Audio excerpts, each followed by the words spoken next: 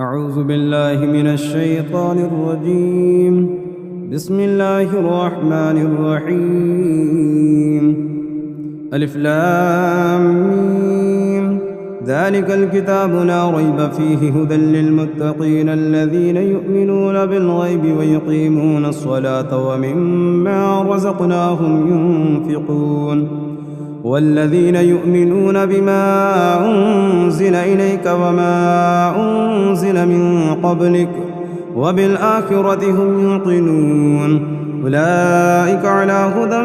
من ربهم وأولئك هم المفلحون. إن الذين كفروا سواء عليهم أأنذرتهم أم لم تنذرهم لا يؤمنون.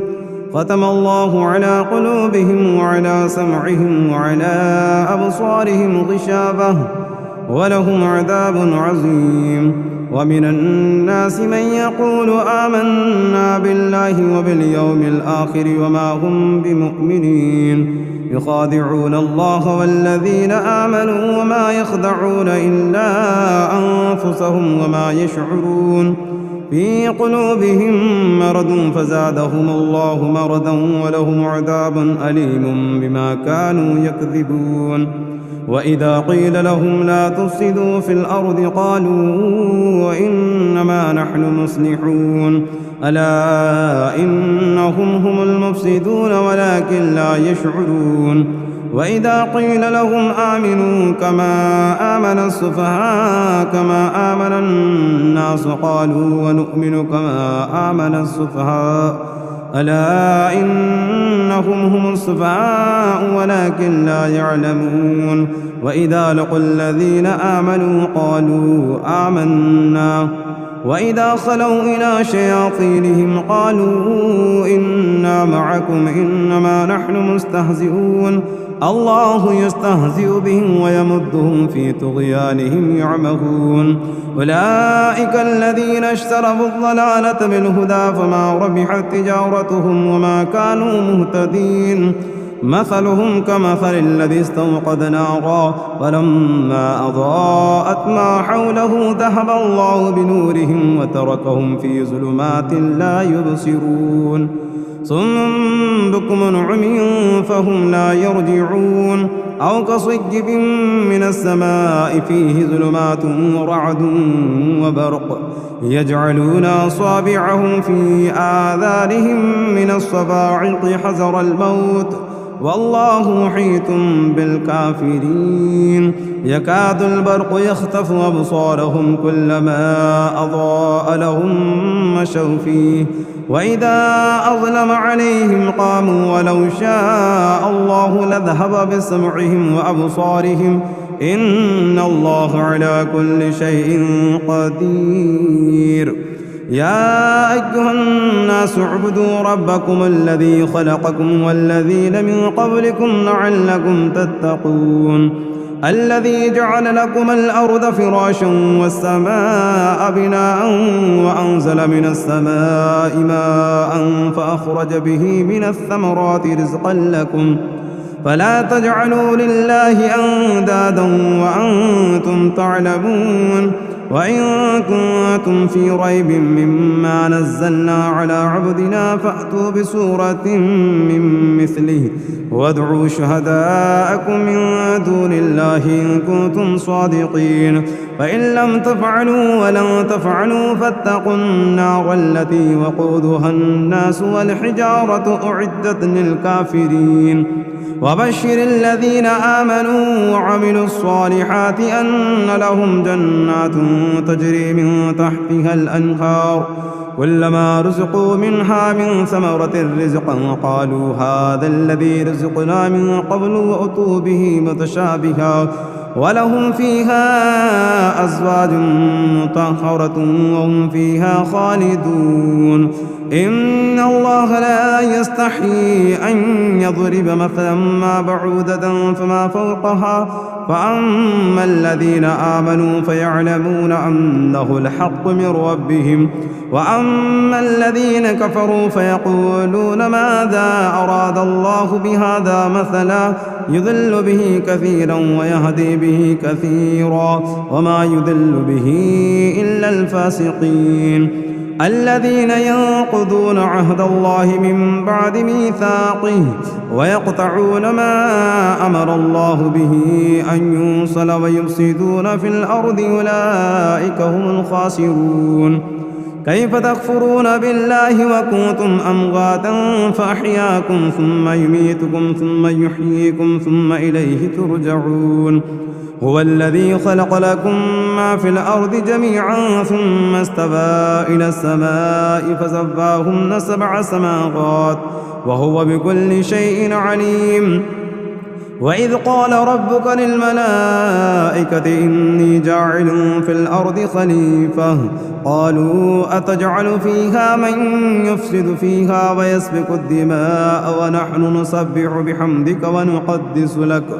قال إني أعلم ما لا تعلمون وعلم آدم الأسماء كلها ثم عرضهم على الملائكة فقال أنبئوني بأسماء هؤلاء إن كنتم صادقين قالوا سبحانك لا علم لنا إلا ما علمتنا إنك أنت العليم الحكيم قال يا آدم أنبئهم بأسمائهم فلما أنبأهم بأسمائهم قال ألم أقل لكم إني أعلم غيب السماوات والأرض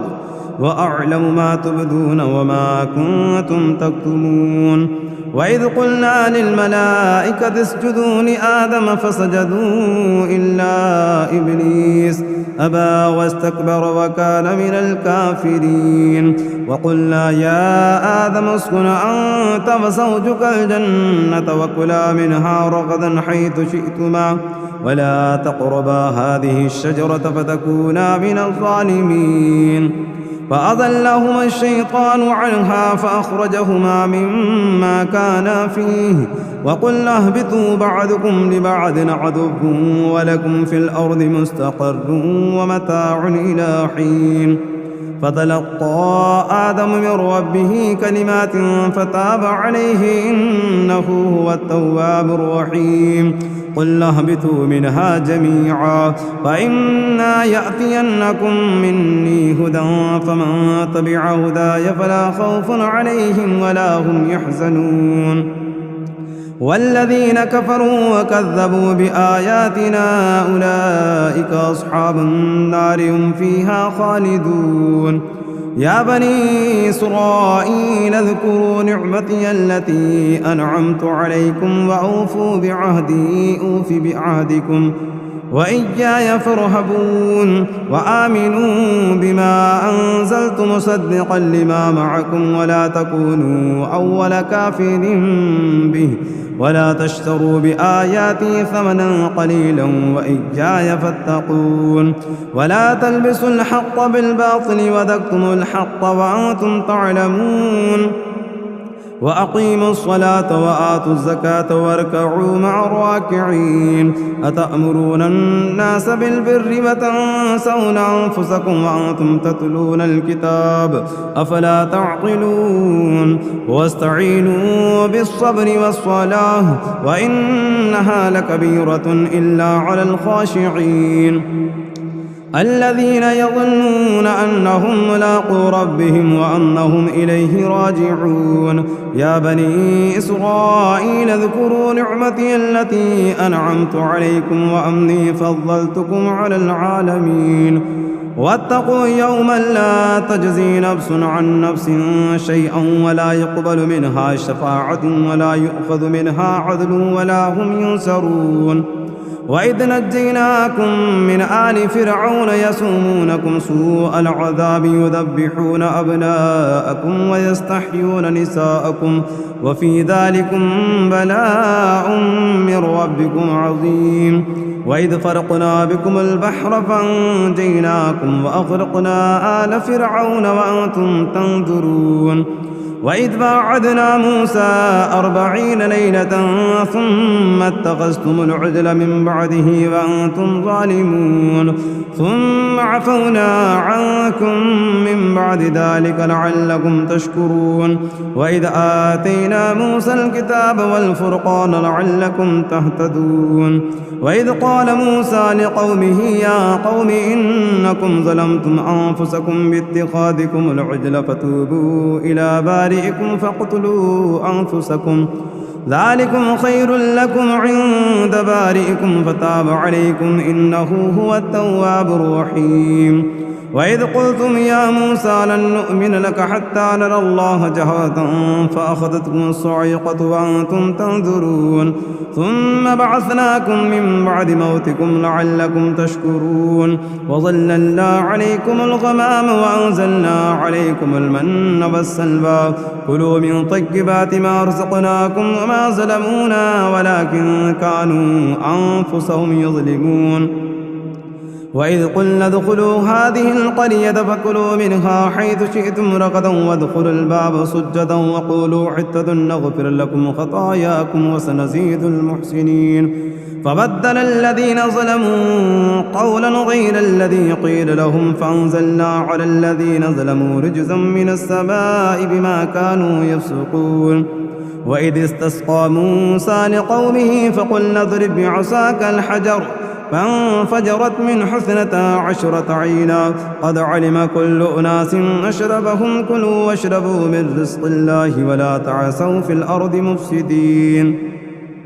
وإذ قلتم يا موسى لن نصبر على طاعم واحد فادع لنا ربك يخرج لنا مما تنبت الأرض من بقلها وقثائها وفومها وعدسها وبصلها قال أتستبدلون الذي هو أدنى بالذي هو خير اهبطوا مصرا فإن لكم ما سألتم واضربت عليهم الذلة والمسكنة وباءوا بغضب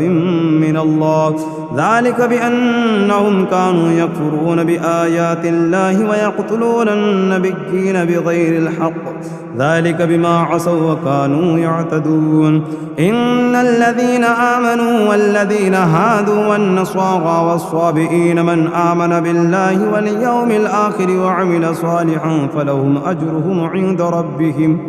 ولا خوف عليهم ولا هم يحزنون وإذ أخذنا ميثاقكم ورفعنا فوقكم الطور خذوا ما آتيناكم بقوة واذكروا ما فيه لعلكم تتقون ثم توليتم من بعد ذلك فلولا فضل الله عليكم ورحمته لكنتم من الخاسرين ولقد علمتم الذين اعتدوا منكم في السبت فقلنا لهم كونوا قردة خاسئين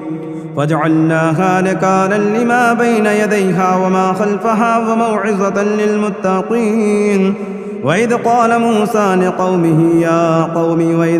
موسى لقومه إن الله يأمركم أن تذبحوا بقرة قالوا أتتخذنا هزوا قال أعوذ بالله أن أكون من الجاهلين قال ادع لنا ربك يبين لنا ما هي قال إنه يقول إنها بقرة لا فارض ولا بكر عوان بين ذلك فافعلوا ما تؤمرون قال ادع لنا ربك يبين لنا ما لونها قال إنه يقول إنها بقرة صفراء فاقع لونها تسر الناظرين قال ادع لنا ربك يبين لنا ما هي إن البقرة شابه علينا وإنا إن شاء الله لمهتدون قال إنه يقول إنها بقرة لا ذلول تثير الأرض ولا تسقي الحرث مسلمة لا شية فيها قالوا الآن جئت بالحق فذبحوها وما كادوا يفعلون وإذ قتلتم نفسا فادارأتم فيها والله مخرج ما كنتم تكتمون فقلنا اضربوه ببعضها كذلك يحيي الله الموتى ويريكم آياته لعلكم تعقلون ثم قست قلوبكم من بعد ذلك فهي كالحجارة أو أشد قسوة وإن من الحجارة لما يتفجر منه الأنهار وإن منها لما يشقق فيخرج منه الماء وإن منها لما يهبط من خشية الله وما الله بغافل عما تعملون أفتطمعون أن يؤمنوا لكم وقد كان فريق منهم يسمعون كلام الله ثم يحرفونه من بعد ما عقلوه وهم يعلمون وإذا لقوا الذين آمنوا قالوا آمنا وإذا خلا بعضهم إلى بعض قالوا وتحدثونهم بما فتح الله عليكم ليحاجوكم به عند ربكم أفلا تعقلون أفلا يعلمون أن الله يعلم ما يسرون وما يعلنون ومنهم أميون لا يعلمون الكتاب إلا أمانيهم وإنهم إلا يظنون فويل للذين يكتبون الكتاب بأيديهم ثم يقولون هذا من عند الله ليشتروا به ثمنا قليلا فويل لهم مما كتبت أيديهم وويل لهم مما يكسبون وقالوا لن تمسنا النار إلا أياما معدودة قل أتخذتم عند الله عهدا فلن يخلف الله عهده وأم تقولون على الله ما لا تعلمون بلى من كسب سيئة وأحاطت به خطيئته فأولئك أصحاب النار هم فيها خالدون والذين آمنوا وعملوا الصالحات أولئك أصحاب الجنة هم فيها خالدون وإذ أخذنا ميثاق بني إسرائيل لا تعبدون إلا الله وبالوالدين إحسانا وذي القربى واليتامى والمساكين وقولوا للناس حسنا وأقيموا الصلاة وآتوا الزكاة ثم توليتم إلا قليلا منكم وأنتم معرضون وإذ أخذنا ميثاقكم لا تسفكون دماءكم ولا تخرجون أنفسكم من دياركم ثم أقررتم وأنتم تشهدون ثم أنتم هؤلاء تقتلون أنفسكم وتخرجون فريقا منكم من ديارهم تظاهرون عليهم بالإثم والعدوان وإن يأتوكم أسارى تفادوهم وهو محرم عليكم إخراجهم أفتؤمنون ببعض الكتاب وتكفرون ببعض فما جزاء من يفعل ذلك منكم إلا خزي في الحياة الدنيا ويوم القيامة يردون إلى أشد العذاب وما الله بغافل عما تعملون أولئك الذين اشتروا الحياة الدنيا بالآخرة فلا يخفف عنهم العذاب ولا هم ينصرون ولقد آتينا موسى الكتاب وقفينا من بعده بالرسل وآتينا عيسى ابن مريم البينات وأيدناه بروح القدس أفكلما جاءكم رسول بما لا تهوى أنفسكم استكبرتم ففريقا كذبتم وفريقا تقتلون وقالوا قلوبنا غلف بل لعنهم الله بكفرهم فقليلا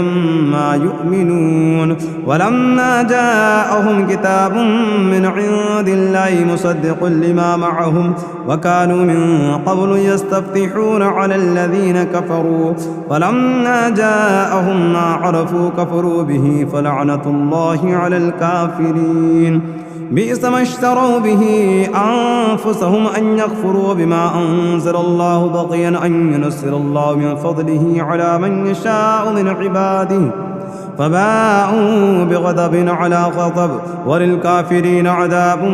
مهين وإذا قيل لهم آمنوا بما أنزل الله قالوا نؤمن بما أنزل علينا ويكفرون بما وراءه وهو الحق مصدقا لما معهم قل فلم تقتلون أنبياء الله من قبل إن كنتم مؤمنين ولقد جاءكم موسى بالبينات ثم اتخذتم العجل من بعده وأنتم ظالمون وإذ أخذنا ميثاقكم ورفعنا فوقكم الطور خذوا ما آتيناكم بقوة واذكروا قالوا سمعنا بقوة واسمعوا قالوا سمعنا وعصينا وأشربوا في قلوبهم العجل بكفرهم قل بئس ما يأمركم به إيمانكم إن كنتم مؤمنين قل إن كانت لكم الدار الآخرة عند الله خالصة من دون الناس فتمنوا الموت إن كنتم صادقين ولن يتمنوه أبدا بما قدمت أيديهم والله عليم بالظالمين ولتجدنهم أحرص الناس على حياة ومن الذين أشركوا يود أحدهم لو يعمر 1000 سنة وما هو بمزحزحه من العذاب أن يعمر والله بصير بما يعملون قل من كان عدوا لجبريل فإنه نزله على قلبك بإذن الله مصدقا لما بين يديه وهدى وبشرى للمؤمنين من كان عدوا لله وملائكته ورسله وجبريل وميكال فإن الله عدو للكافرين ولقد أنزلنا إليك آيات بينات وما يكفر بها إلا الفاسقون أفكلما عاهدوا عهدا نبذه فريق منهم بل أكثرهم لا يؤمنون ولما جاءهم رسول من عند الله مصدق لما معهم نبذ فريق من الذين أوتوا كتاب الله وراء ظهورهم كأنهم لا يعلمون واتبعوا ما تتلو الشياطين على ملك سليمان وما كفر سليمان ولكن الشياطين كفروا يعلمون الناس السحر وما أنزل على الملكين ببابل هاروت وماروت وما يعلمان من أحد حتى يقولا إنما نحن فتنة فلا تكفر فيتعلمون منهما ما يفرقون به بين المرء وزوجه وما هم بضارين به من أحد إلا بإذن الله ويتعلمون ما يضرهم ولا ينفعهم ولقد علموا لمن اشتراه ما له في الآخرة من خلاق ولبئس ما شروا به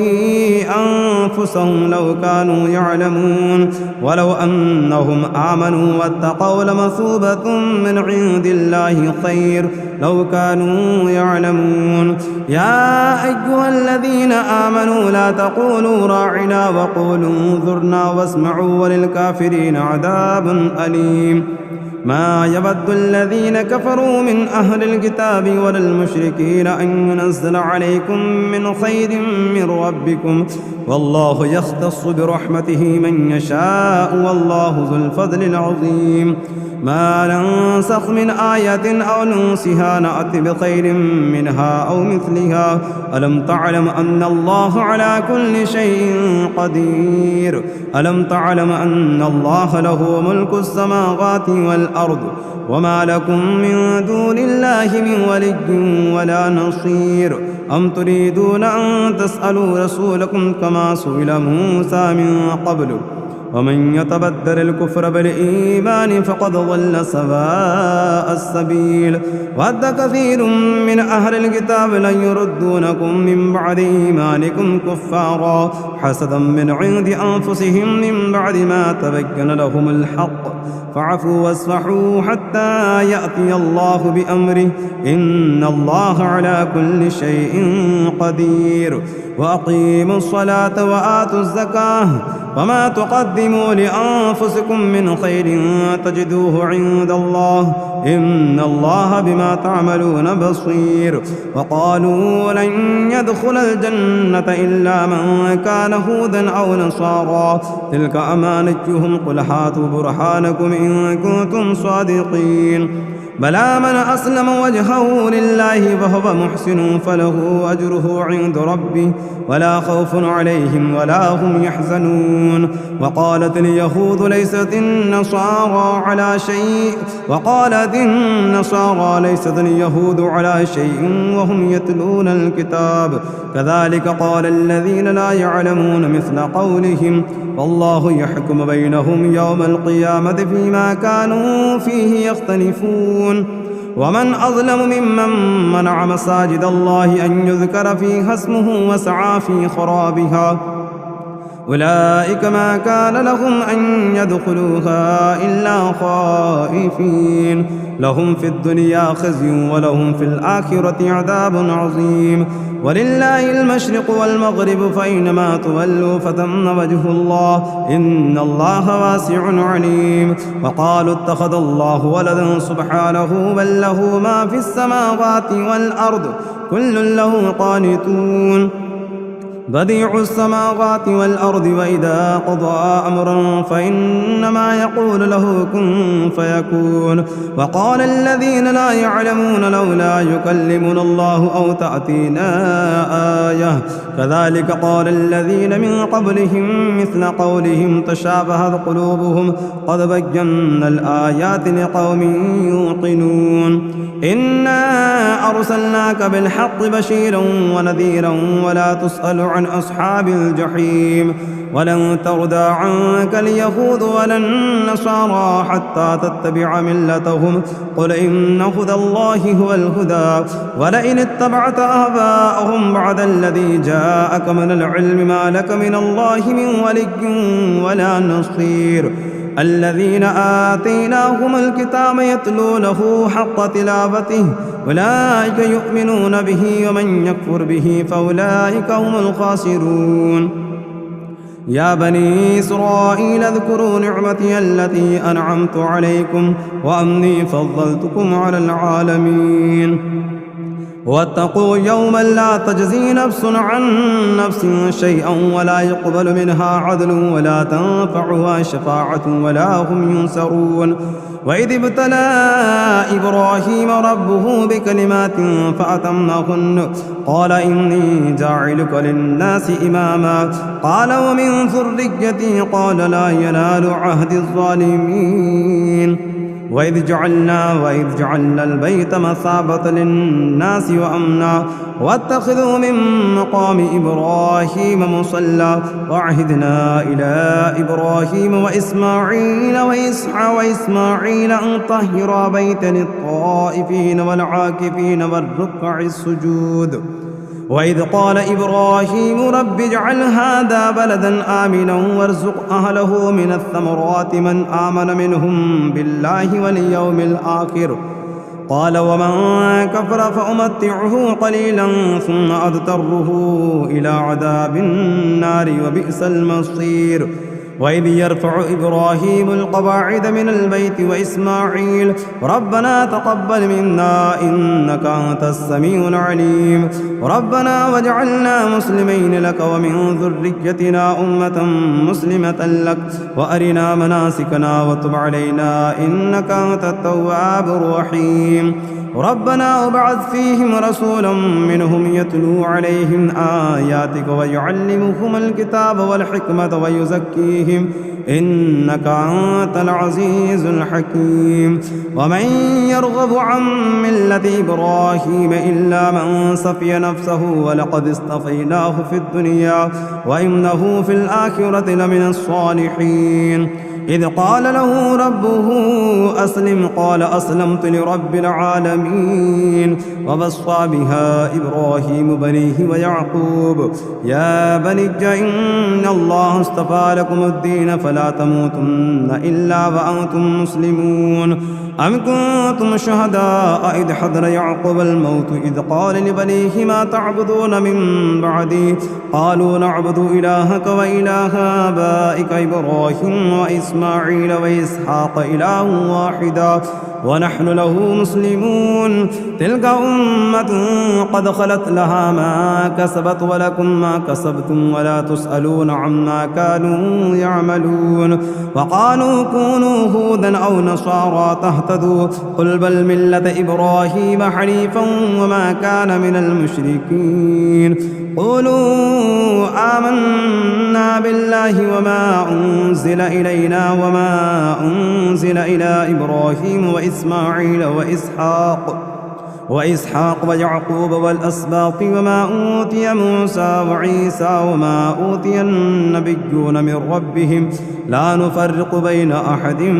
منهم ونحن له مسلمون فإن آمنوا بمثل ما آمنتم به فقد اهتدوا وإن تولوا فإنما هم في شقاق فسيكفيكهم الله وهو السميع العليم صبغة الله ومن أحسن من الله صبغة ونحن له عابدون قل أتحاجوننا في الله وهو ربنا وربكم ولنا أعمالنا ولكم أعمالكم ونحن له مخلصون أم تقولون إن إبراهيم وإسماعيل وإسحاق ويعقوب والأسباط كانوا هودا أو نصارى قل أأنتم أعلم أم الله ومن أظلم ممن كتب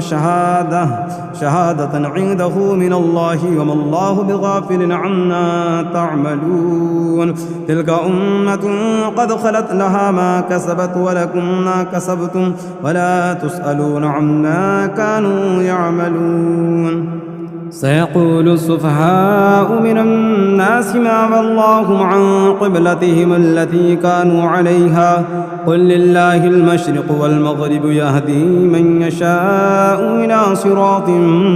مستقيم وكذلك جعلناكم أمة وسطا لتكونوا شهداء على الناس ويكون الرسول عليكم شهيدا وما جعلنا القبلة التي كنت عليها إلا لنعلم من يتبع الرسول ممن ينقلب على عقبيه وإن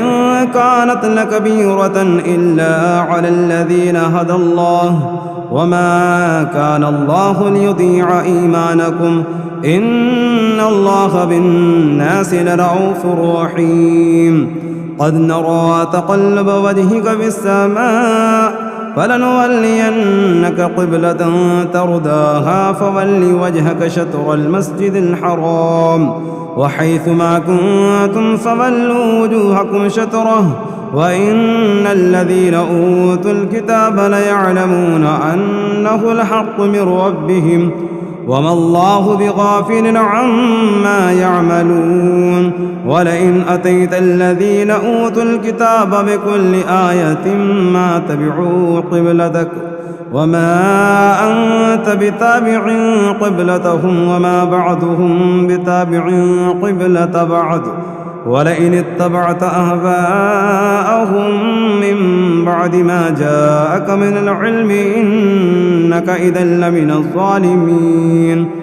الذين آتيناهم الكتاب يعرفونه كما يعرفون أبناءهم وإن فريقا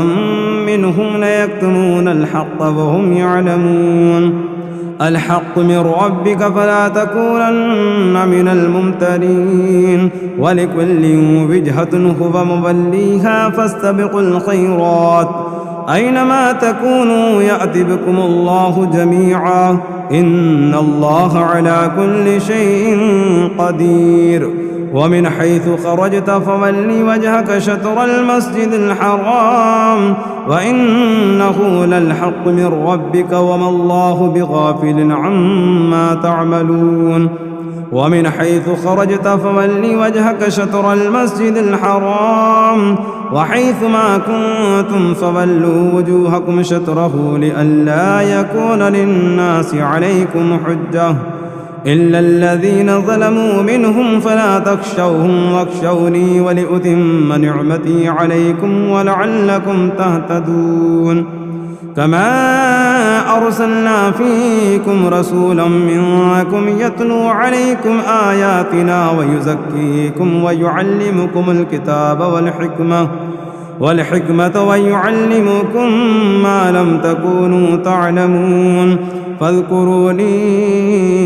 أذكركم واشكروا لي ولا تكفرون يا أيها الذين آمنوا استعينوا بالصبر والصلاة إن الله مع الصابرين ولا تقولوا لمن يقتل في سبيل الله أموات بل أحياء ولكن لا تشعرون ولنبلونكم بشيء من الخوف والجوع ونقص من الأموال والأنفس والثمرات وبشر الصابرين الذين إذا أصابتهم مصيبة قالوا إنا لله وإنا إليه راجعون أولئك عليهم صلوات من ربهم ورحمة وأولئك هم المهتدون إن الصفا والمروة من شعائر الله فمن حج البيت أو اعتمر فلا جناح عليه أن يطوف بهما ومن تطوع خيرا فإن الله شاكر عليم إن الذين يكتمون ما أنزلنا من البينات والهدى من بعد ما بيناه للناس في الكتاب أولئك يلعنهم الله ويلعنهم اللاعنون إلا الذين تابوا وأصلحوا وبينوا فأولئك أتوب عليهم وأنا التواب الرحيم إن الذين كفروا وماتوا وهم كفار أولئك عليهم لعنة الله والملائكة والناس أجمعين خالدين فيها لا يخفف عنهم العذاب ولا هم ينذرون وإلهكم إله واحد لا إله إلا هو الرحمن الرحيم إن في خلق السماوات والأرض واختلاف الليل والنهار والفلك التي تجري في البحر بما ينفع الناس وما أنزل الله من السماء من ماء فأحيا به الأرض بعد موتها وبث فيها من كل دابة وتصريف الرياح والسحاب المسخر بين السماء والأرض لآيات لقوم يعقلون ومن الناس من يتخذ من دون الله أندادا يحبونهم كحب الله والذين آمنوا أشد حبا لله ولو يرى الذين ظلموا إذ يرون العذاب أن القوة لله جميعا وأن الله شديد العذاب إذ تبرأ الذين اتبعوا من الذين اتبعوا ورأوا العذاب وتقطعت بهم الأسباب وقال الذين اتبعوا لو أن لنا كرة فنتبرأ منهم كما تبرأوا منا كذلك يريهم الله أعمالهم حسرات عليهم وما هم بخارجين من النار يا أيها الناس كلوا مما في الأرض حلالا طيبا ولا تتبعوا خطوات الشيطان إنه لكم عدو مبين إنما يأمركم بالسوء والفحشاء وأن تقولوا على الله ما لا تعلمون وإذا قيل لهم اتبعوا ما أنزل الله قالوا بل نتبع ما ألفينا عليه آباءنا أولو كان آباؤهم لا يعقلون شيئا ولا يهتدون ومثل الذين كفروا كمثل الذي ينعق بما لا يسمع إلا دعاء ونداء صم بكم عمي فهم لا يعقلون يا أيها الذين آمنوا كلوا من طيبات ما رزقناكم واشكروا لله إن كنتم إياه تعبدون إنما حرم عليكم الميتة والدم ولحم الخنزير وما أهل به لغير الله فمن اضطر غير باغ ولا عاد فلا إثم عليه إن الله غفور رحيم إن الذين يكتمون ما أنزل الله من الكتاب ويشترون به ثمنا قليلا أولئك ما يأكلون في بطونهم في بطونهم إلا النار ولا يكلمهم الله يوم القيامة ولا يزكيهم ولهم عذاب أليم. أولئك الذين اشتروا الضلالة بالهدى والعذاب بالمغفرة وما أصبرهم على النار ذلك بأن الله نزل الكتاب بالحق وإن الذين اختلفوا في الكتاب لفي شقاق بعيد. ليس البر أن تولوا وجوهكم قبل المشرق والمغرب ولكن البر من آمن بالله واليوم الآخر والملائكة والكتاب والنبيين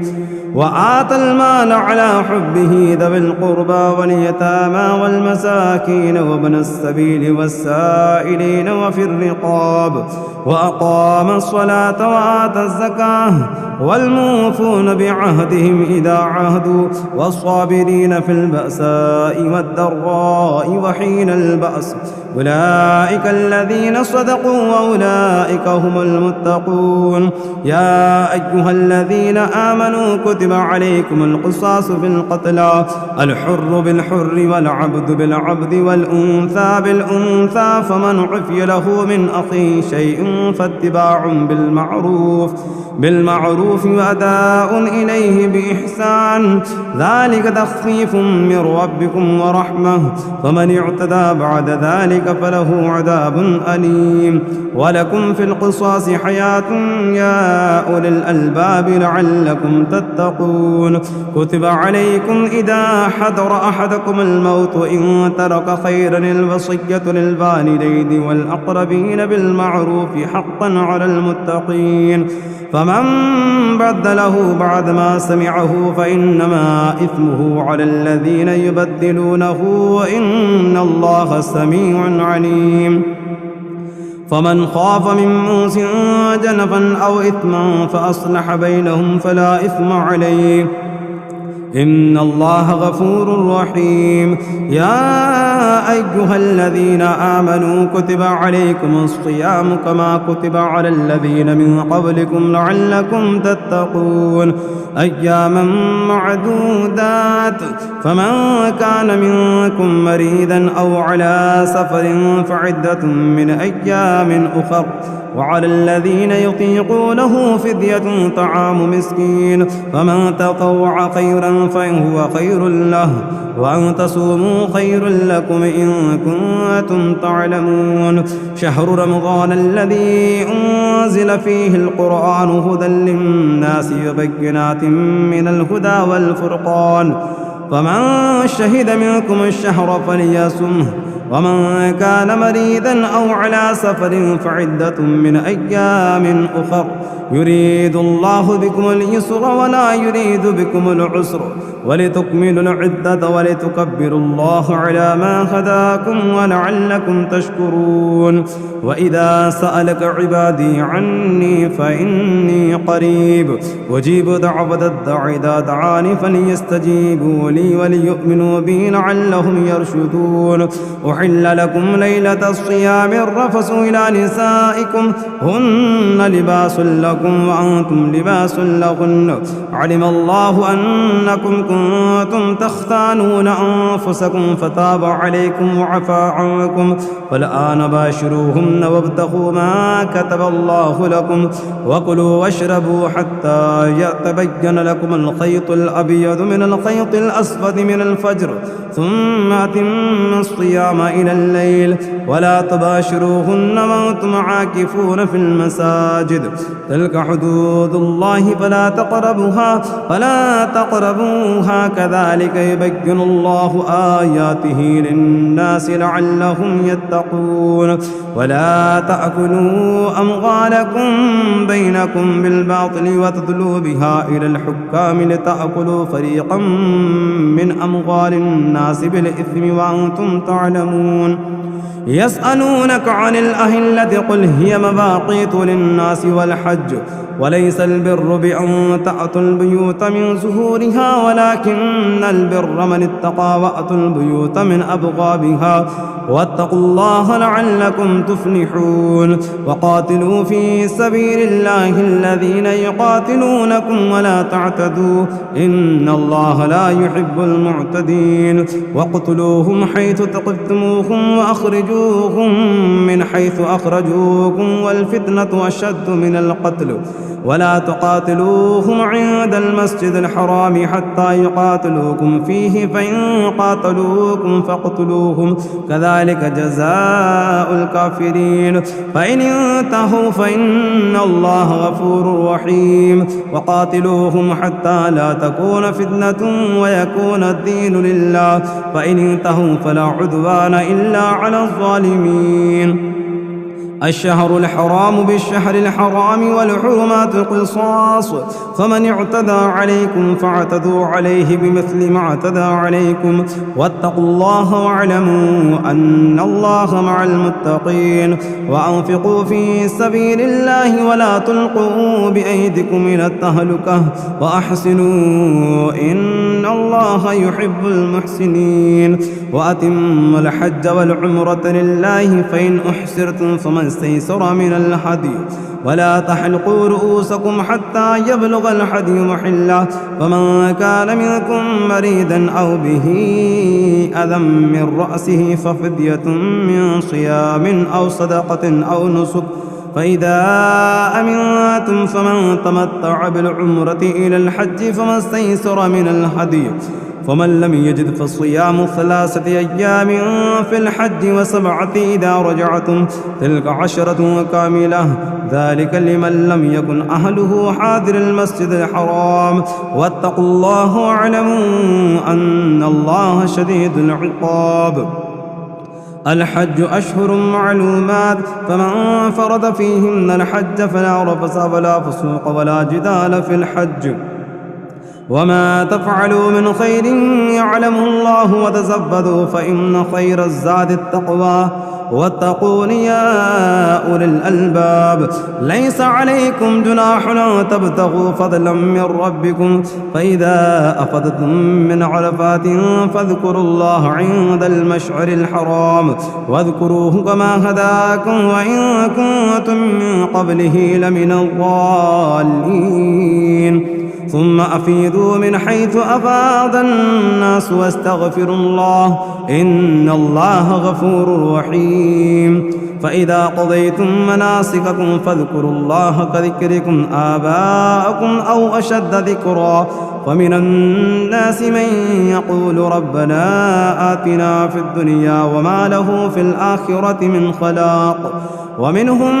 من يقول ربنا آتنا في الدنيا حسنة وفي الآخرة حسنة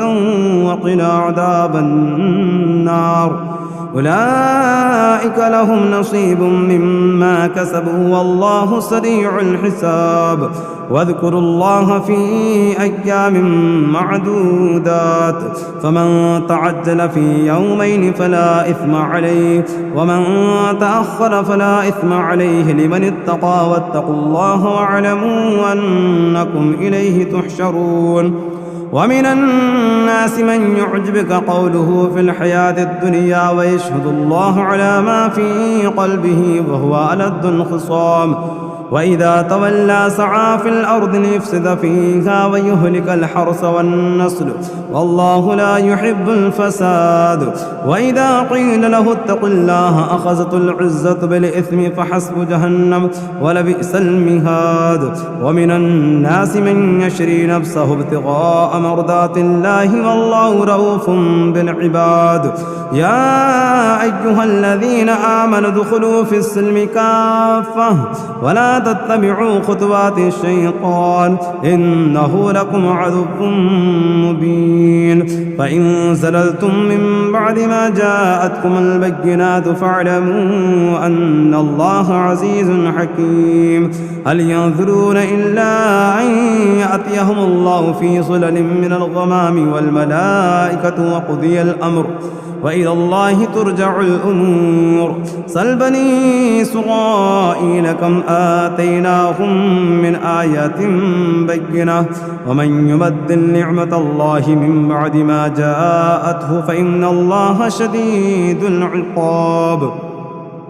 زين للذين كفروا الحياة الدنيا ويسخرون من الذين آمنوا والذين اتقوا فوقهم يوم القيامة والله يرزق من يشاء بغير حساب كان الناس أمة واحدة فبعث الله النبيين مبشرين ومنذرين وأنزل معهم الكتاب بالحق ليحكم بين الناس فيما اختلفوا فيه وما اختلف فيه إلا الذين أوتوه من بعد ما جاءتهم البينات بغيا بينهم فهدى الله الذين آمنوا لما اختلفوا فيه من الحق بإذنه والله يهدي من يشاء إلى صراط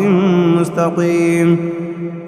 أم حسبتم أن تدخلوا الجنة ولما يأتكم مثل الذين خلوا من قبلكم مستهم البأساء والضراء وزلزلوا حتى يقول الرسول والذين آمنوا معه متى نصر الله ألا إن نصر الله قريب يسألونك ماذا ينفقون قل ما أنفقتم من خير فللوالدين والأقربين واليتامى والمساكين وابن السبيل وما تفعلوا من خير فإن الله به عليم كتب عليكم القتال وهو كره لكم وعسى أن تكرهوا شيئا وهو خير لكم وعسى أن تحبوا شيئا وهو شر لكم والله يعلم وأنتم لا تعلمون يسألونك عن الشهر الحرام قتال فيه قل قتال فيه كبير وصد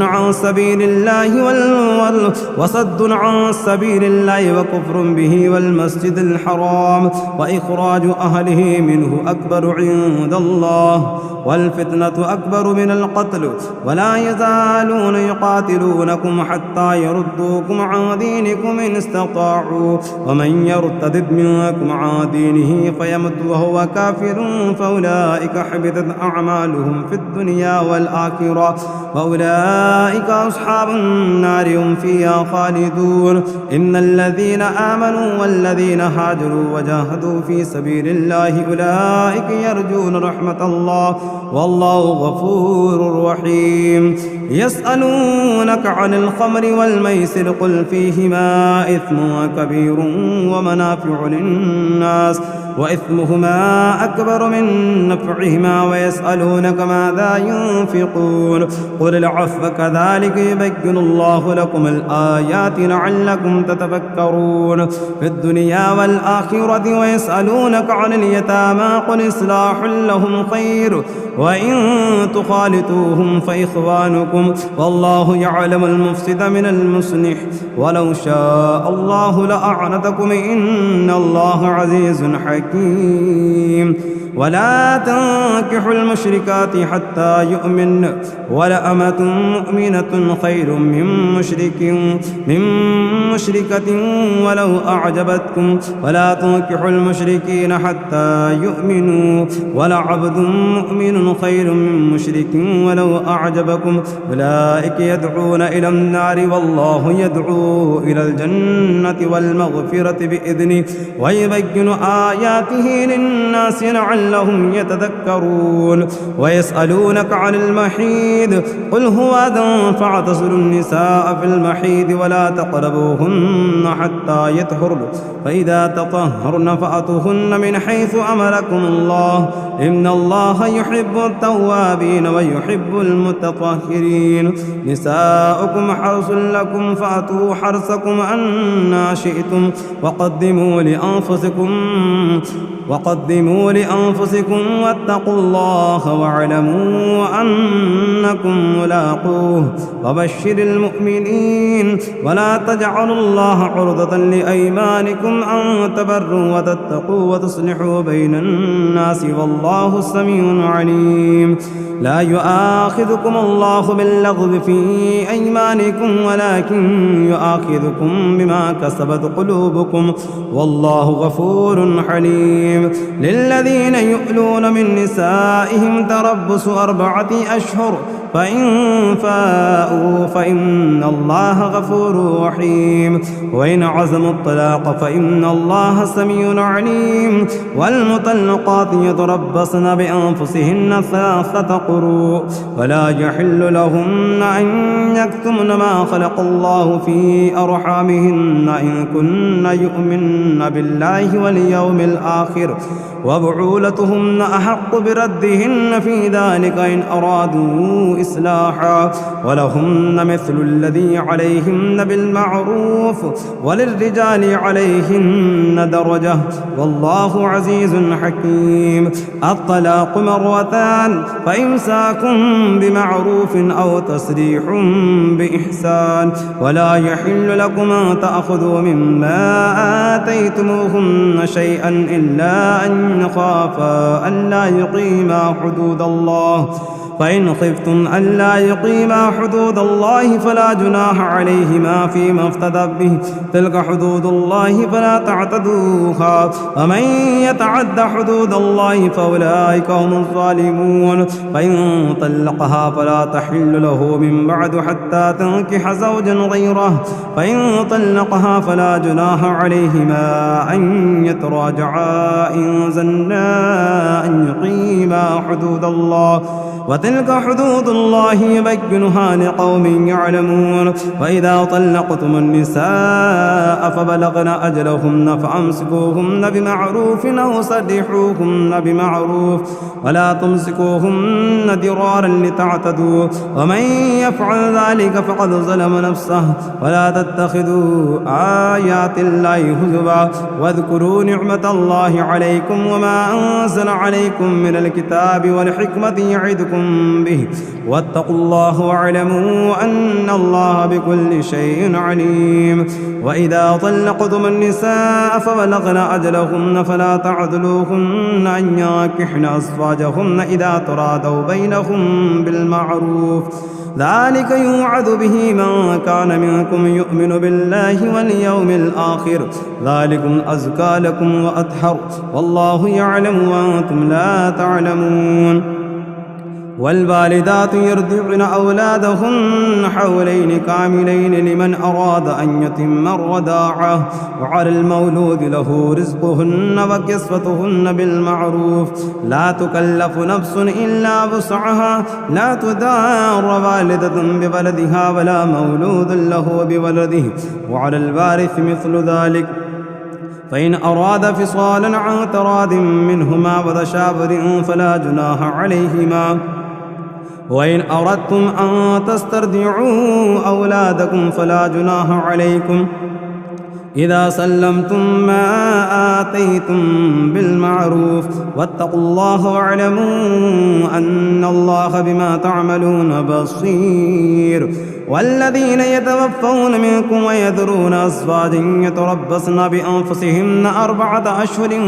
و10 فإذا بلغن أجلهن فلا جناح عليكم فيما فعلن في أنفسهن بالمعروف والله بما تعملون خبير. ولا جناح عليكم فيما عرضتم به من خطبة النساء أو أكننتم في أنفسكم علم الله أنكم ستذكرونهن ولكن لا تواعدوهن سرا إلا أن تقولوا قولا معروفا ولا تعزموا عقدة النكاح حتى يبلغ الكتاب أجله واعلموا أن الله يعلم ما في أنفسكم فاحذروا واعلموا أن الله غفور حليم. لا جناح عليكم إن طلقتم النساء ما لم تمسوهن أو تفرضوا لهن فريضة ومتعوهن على الموسع قدره وعلى المقدر قدره متاعا بالمعروف حقا على المحسنين. وإن طلقتموهن من قبل أن تمسوهن وقد فرضتم لهن فريضة فنصف ما فرضتم إلا أن يعفون أو يعفو الذي بيده عقدة النكاح وأن تعفوا أقرب للتقوى ولا تنسوا الفضل بينكم إن الله بما تعملون بصير حافظوا على الصلوات والصلاة الوسطى وقوموا لله قانتين فإن خفتم فرجالا أو ركبانا فإذا أمنتم فاذكروا الله كما علمكم ما لم تكونوا تعلمون والذين يتوفون منكم ويذرون أزواجا وصية لأزواجهم متاعا إلى الحول غير إخراج فإن خرجن فلا جناح عليكم فيما فعلن في أنفسهن من معروف والله عزيز حكيم وللمطلقات متاع بالمعروف حقا على المتقين كذلك يبين الله لكم آياته لعلكم تعقلون ألم تر إلى الذين خرجوا من ديارهم وهم ألوف حذر الموت فقال لهم الله موتوا ثم أحياهم إن الله لذو فضل على الناس ولكن أكثر الناس لا يشكرون وقاتلوا في سبيل الله واعلموا أن الله سميع عليم من ذا الذي يقرض الله قرضا حسنا فيضاعفه وله أضعافا كثيرا والله يقبض ويبسط وإليه ترجعون ألم تر إلى الملأ من بني إسرائيل من بعد موسى إذ قالوا لنبي لهم بعث لنا ملكا نقاتل في سبيل الله قال هل عسيتم إن كتب عليكم القتال ألا تقاتلوا قالوا وما لنا ألا نقاتل في سبيل الله وقد أخرجنا من ديارنا وأبنائنا فلما كتب عليهم القتال تولوا إلا قليلا منهم والله عليم بالظالمين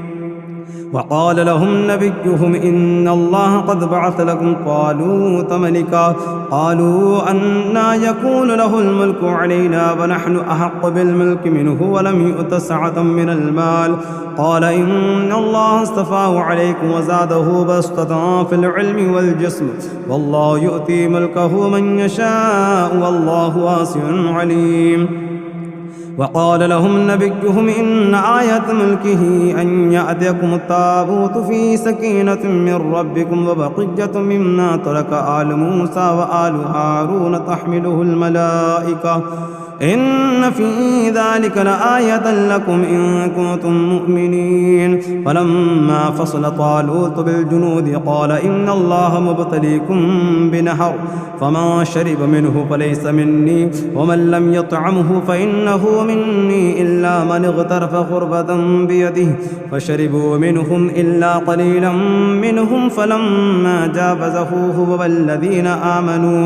والذين آمنوا معه قالوا لا طاقة لنا اليوم جالوت وجنوده قال الذين يظنون أنهم ملاقوا الله كم من فئة قليلة غلبت فئة كثيرة بإذن الله والله مع الصابرين ولما برزوا لجالوت وجنوده قالوا ربنا أفرغ علينا صبرا وثبت أقدامنا وانصرنا على القوم الكافرين فهزموهم بإذن الله وقتل داود جالوت وآتاه الله الملك والحكمة وعلمه مما يشاء ولولا دفع الله الناس بعدهم ببعض لفسدت الأرض ولكن الله ذو فضل على العالمين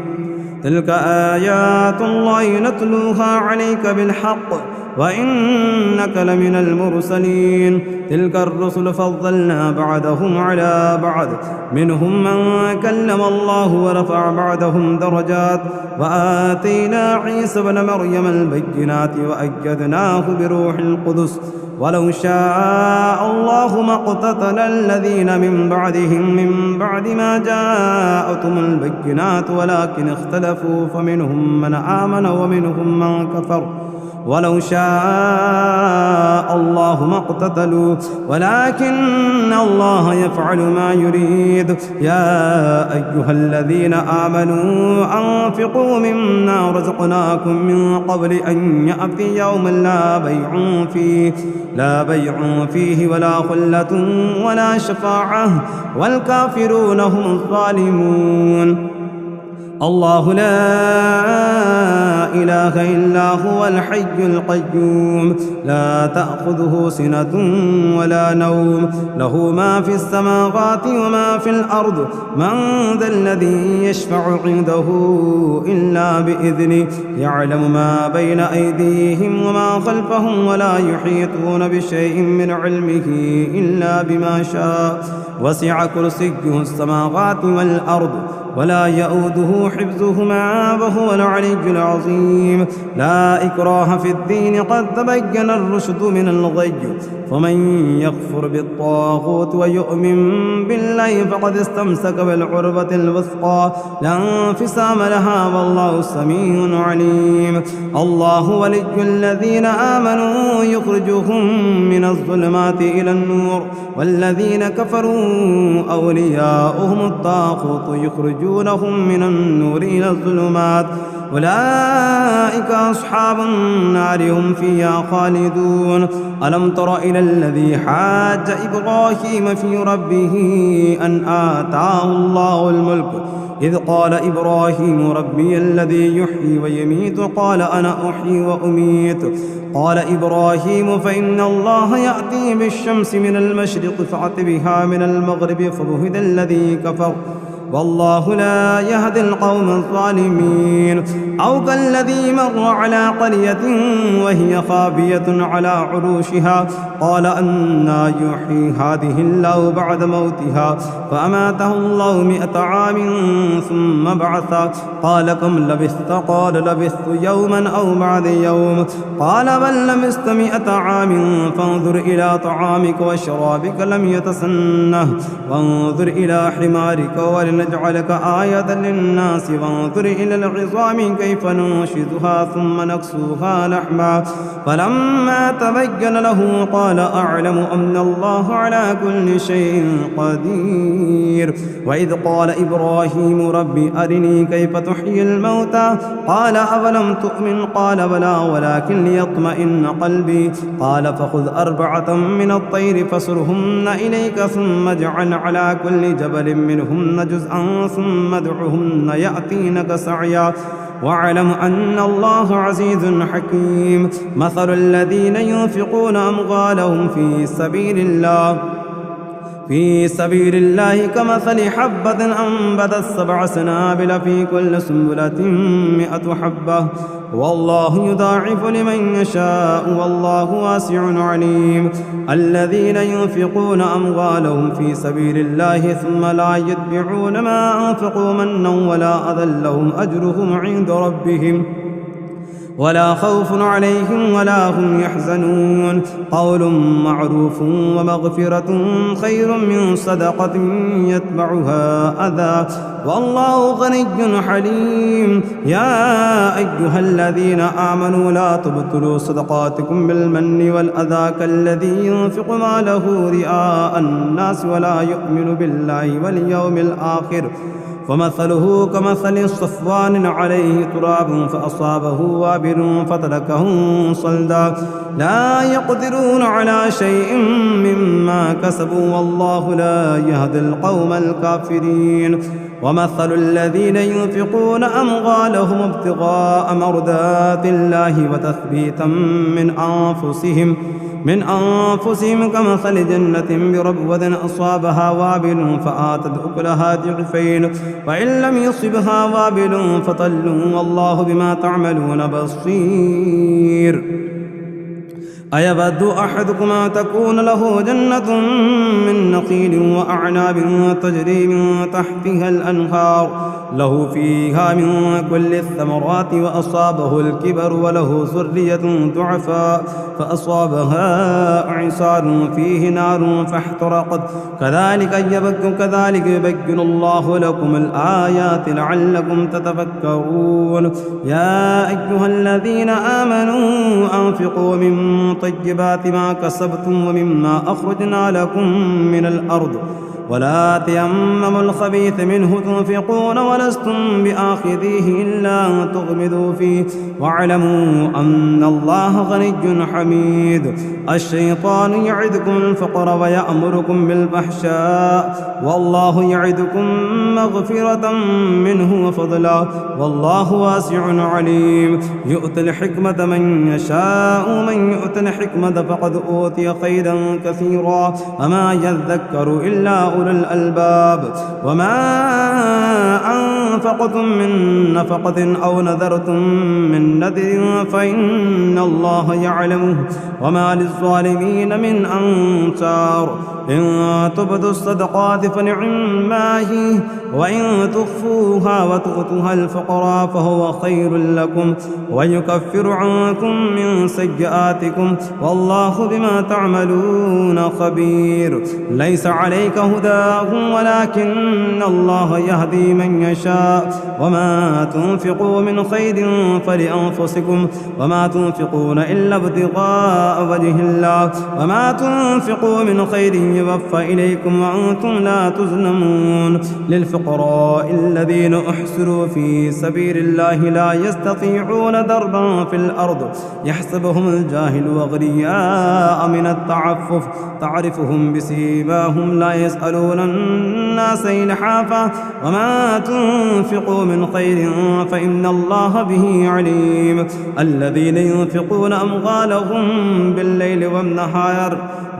والنهار سرا وعلانية فلهم أجرهم عند ربهم ولا خوف عليهم ولا هم يحزنون. الذين يأكلون الربا لا يقومون إلا كما يقوم الذي يتخبطه الشيطان من المس ذلك بأنهم قالوا إنما البيع مثل الربا وأحل الله البيع وحرم الربا فمن جاءه موعظة من ربه فانتهى فله ما سلف وأمره إلى الله ومن عاد فأولئك أصحاب النار هم فيها خالدون. يمحق الله الربا ويربي الصدقات والله لا يحب كل كفار أثيم. إن الذين آمنوا وعملوا الصالحات وأقاموا الصلاة وآتوا الزكاة لهم أجرهم عند ربهم ولا خوف عليهم ولا هم يحزنون. يا أيها الذين آمنوا اتقوا الله وذروا ما بقي من الربا إن كنتم مؤمنين فإن لم تفعلوا فأذنوا بحرب من الله ورسوله وإن تبتم فلكم رؤوس أموالكم لا تظلمون ولا تظلمون. وإن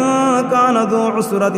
فنذرة إلى ميسرة وأن تصدقوا خير لكم إن كنتم تعلمون. واتقوا يوما ترجعون فيه إلى الله ثم توفى كل نفس ما كسبت وهم لا يظلمون. يا أيها الذين آمنوا إذا تداينتم بدين إلى أجل مسمى فاكتبوه وليكتب بينكم كاتب بالعدل ولا يأب كاتب أن يكتب كما علمه الله فليكتب وليملل الذي عليه الحق وليتق الله ربه ولا يبخس منه شيئا فإن كان الذي عليه الحق سفيها أو ضعيفا أو لا يستطيع أن يمل هو فليملل وليه بالعدل واستشهدوا شهيدين من رجالكم فإن لم يكونا رجلين فرجل وامرأتان ممن ترضون من الشهداء أن تضل إحداهما فتذكر إحداهما الأخرى ولا يأبى الشهداء إذا ما دعوا ولا تسأموا أن تكتبوه صغيرا أو كبيرا إلى أجله ذلكم أقسط عند الله وأقدم للشهادة وأدنى ألا ترتابوا إلا تكون تجارة حاضرة تديرونها بينكم فليس عليكم جناح ألا تكتبوها وأشهدوا إذا تبايعتم ولا يدار كاتب ولا شهيد وإن تفعلوا فإنه فسوق بكم واتقوا الله ويعلمكم الله والله بكل شيء عليم. وإن كنتم على سفر ولم تجدوا كاتبا فرهان مقبوضة وإن أمن بعضكم بعضا فليؤد الذي اؤتمن أمانته وليتق الله ربه ولا تكتموا الشهادة ومن يكتمها فإنه آثم قلبه والله بما تعملون عليم. لله ما في السماوات وما في الأرض وإن تبدوا ما في أنفسكم أو تخفوه يحاسبكم به الله ويغفر لمن يشاء ويعذب من يشاء والله على كل شيء قدير. آمن الرسول بما أنزل إليه من ربه والمؤمنون كلنا آمن بالله وملائكته وكتبه ورسله لا نفرق بين أحد من رسله وقالوا سمعنا وأطعنا غفرانك ربنا وإليك المصير. لا يكلف الله نفسا إلا وسعها لها ما كسبت وعليها ما اكتسبت ربنا لا تؤاخذنا إن نسينا أو أخطأنا ربنا ولا تحمل علينا إصرا كما حملته على الذين من قبلنا